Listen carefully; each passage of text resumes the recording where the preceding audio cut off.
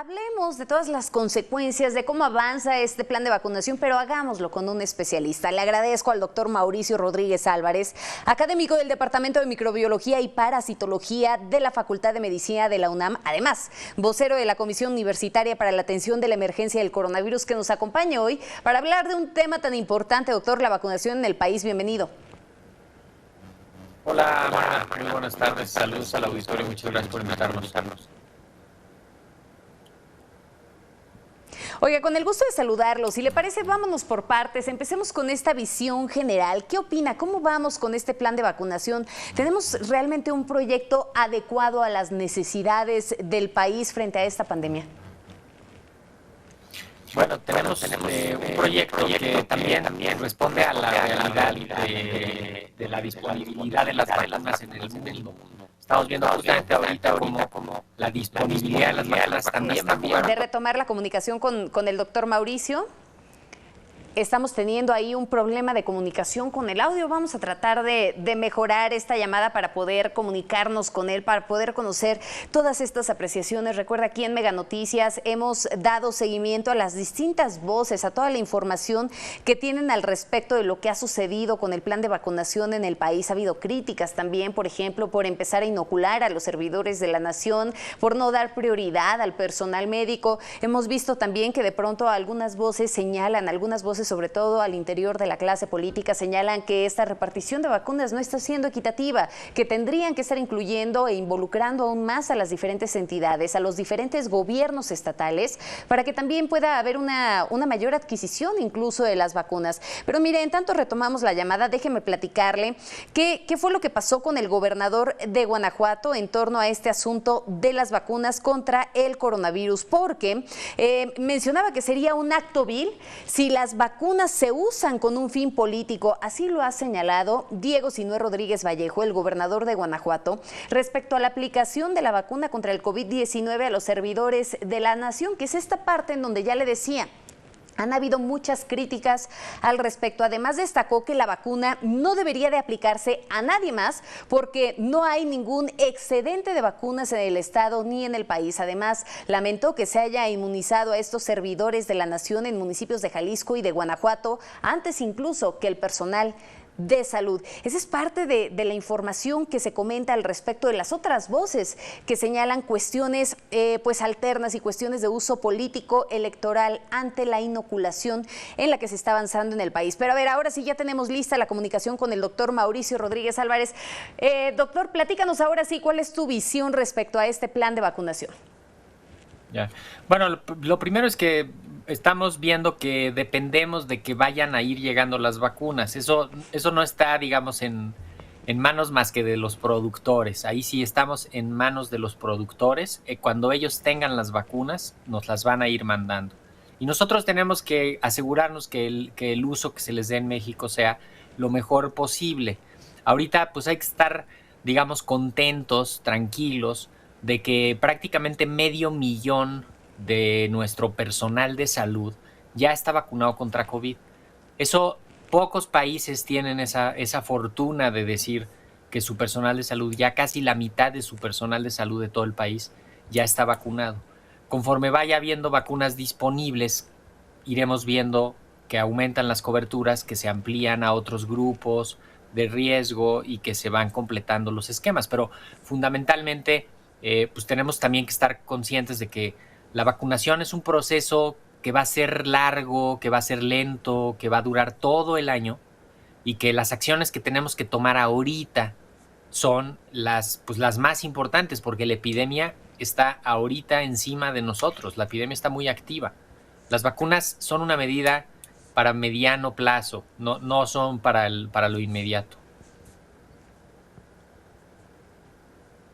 Fíjate qué importante es esto que mencionas, ¿no? Porque sin duda vemos a mucha gente que ya está confiada al hecho de que llegó la vacuna a nuestro país y que con eso ya estaríamos acabando con la epidemia. ¿Cuánto tiempo nos llevará a ver un efecto real, un efecto concreto ya en la población, pues con esta llegada de la vacuna, cuando verdaderamente podamos decir que el avance y que esta disminución de los contagios se puede deber al hecho de que ya llegó y de que ya está vacunada la población?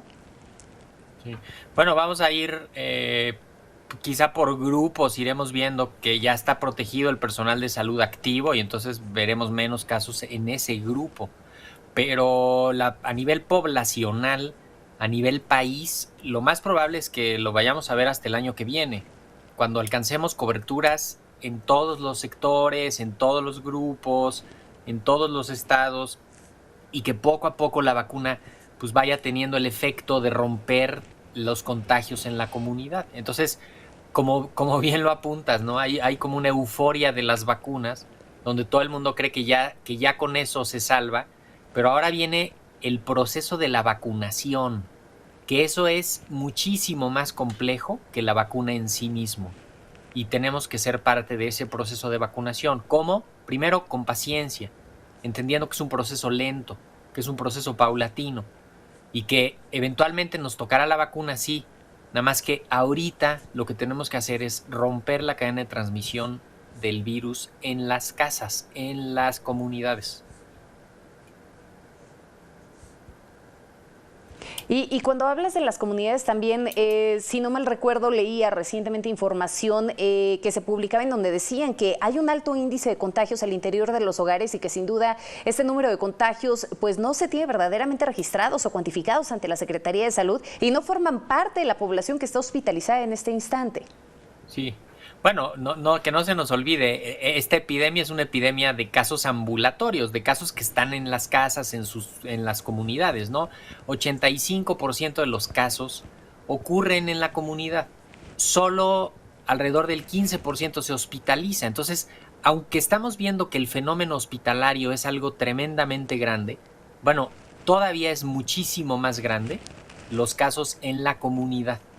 Y eso es justo lo que estamos viendo, es que hay brotes en las casas donde se contagia una persona y de manera desapercibida se contagian el resto de los miembros del domicilio.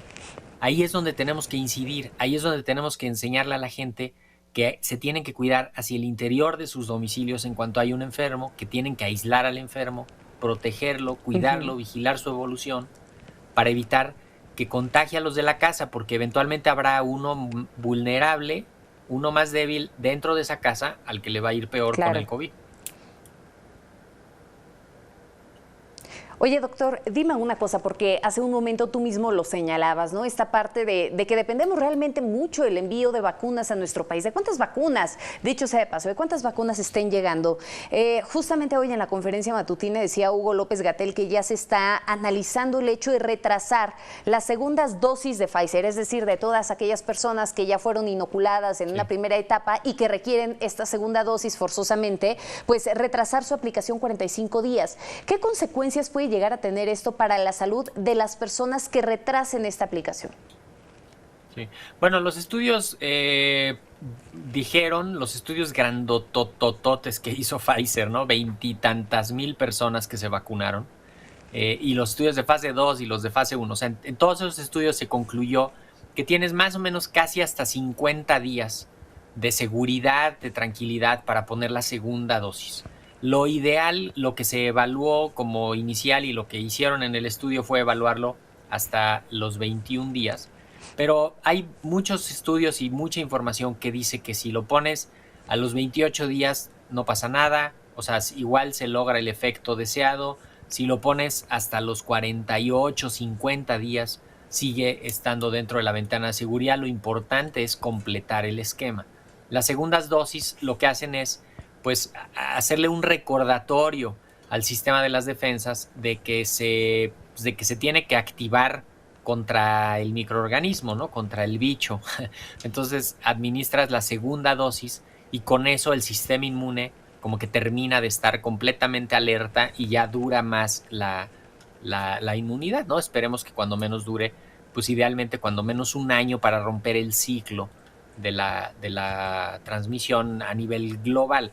Pero esta ventana de seguridad es una recomendación incluso de la Organización Mundial de la Salud, que se puede posponer varios días, un par de semanas, la vacunación sin mayor problema.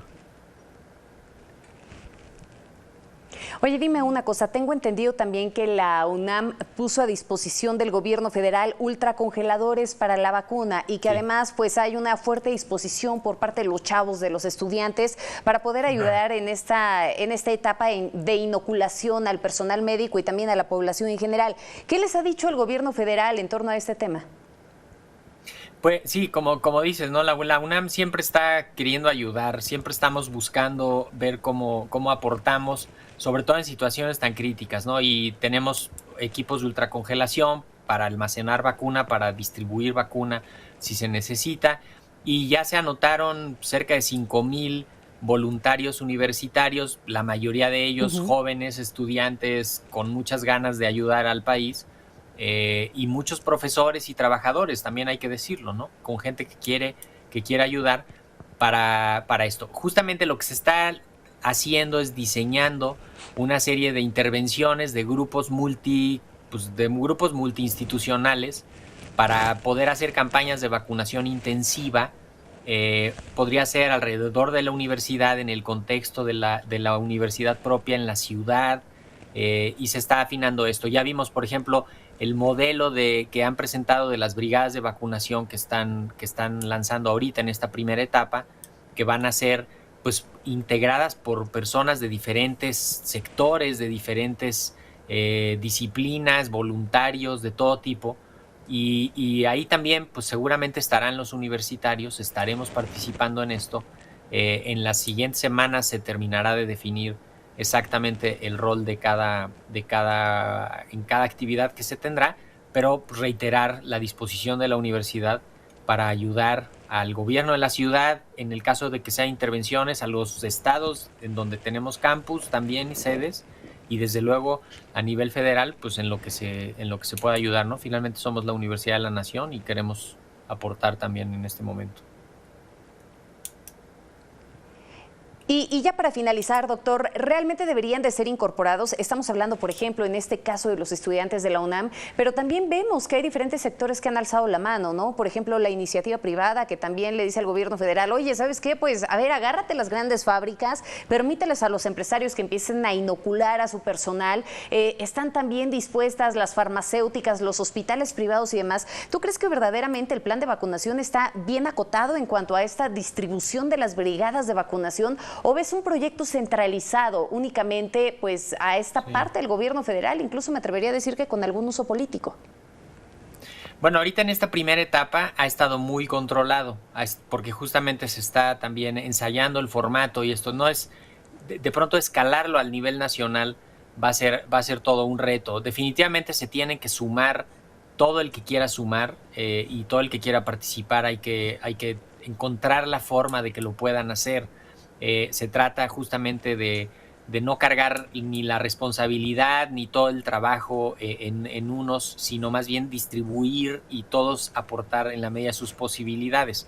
Tenemos aquí quizá el único reto, que es el de la aprobación para uso de emergencia, que tiene ciertos lineamientos de control, de registro, de seguimiento, que los tienen que dar propiamente el gobierno. Entonces, está bien que se vayan a involucrar a algunos otros sectores, pero finalmente el responsable de la aplicación va a ser el gobierno, y el gobierno federal tiene que tener esta capacidad de saber a quién se le pone cada dosis, porque tiene que haber, bueno, hay precisamente un compromiso en esto, ¿no? De reportar a quién se le puso y darle seguimiento de la farmacovigilancia. Pero seguramente lo vamos a ir viendo, que se incorporen los diferentes sectores en la medida en que vaya habiendo más vacunas, en la medida en la que vaya habiendo mayor disponibilidad y vayamos viendo que es algo que la gente está aceptando, que está fluyendo, y que pues va a haber un punto en el que todos nos vayamos a vacunar. Claro, que se incorporen más sectores para poderlo escalarlo. Ya lo decías bien, el reto es mayúsculo cuando se habla ya de una inoculación masiva. Doctor, muchísimas gracias por estas apreciaciones. Gracias por acompañarnos hoy. Con mucho gusto, Magda. Que tengan buena tarde.